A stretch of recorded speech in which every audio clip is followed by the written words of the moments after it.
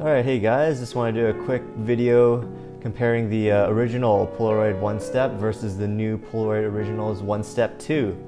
And this is really cool. I just got my Polaroid Originals OneStep 2, and I've always had my Polaroid, the original Polaroid OneStep, which was released in 1977.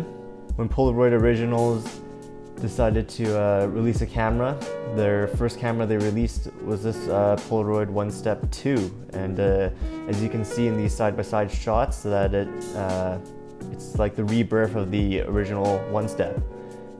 It takes a lot of the same design cues from it, the same kind of boxy design, and like it's an iconic design. You look at it and you can tell right away it's a Polaroid camera. The original Polaroid OneStep was an iconic camera. Instagram used it as its logo originally, and I think when people think about Polaroid, this is definitely one of the cameras that comes to mind. So as you can see, side by side, at first glance they look almost identical, but when you actually take a closer look, there are a few design tweaks made to the new OneStep 2 that the original didn't have. So let's go in for a closer look. Here is the original Polaroid OneStep. As you can see, the red button is right there, it clicks in really well. A difference with the original is that the exposure dial turns and there are different stops to it in the original.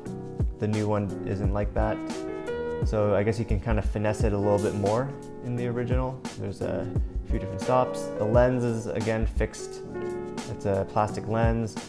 And the front of it has that iconic rainbow coming down from it that the new OneStep 2 doesn't have.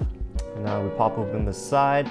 You can see the film eject there and everything like that. It's pretty much the same there. It's just the way you eject it is from the side instead of the front. You go Polaroid land camera. Again, that red button, iconic to the OneStep. At the top there, that's where you would actually attach a flash.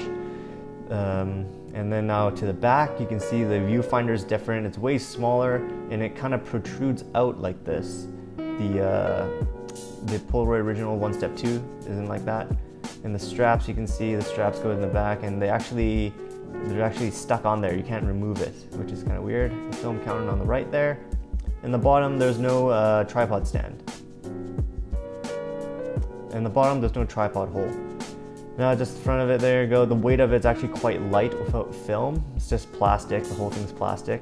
All right, and then now we got the Polaroid Originals OneStep 2. As you can see, the design is very similar, but it's a little more, the lines are a little straighter.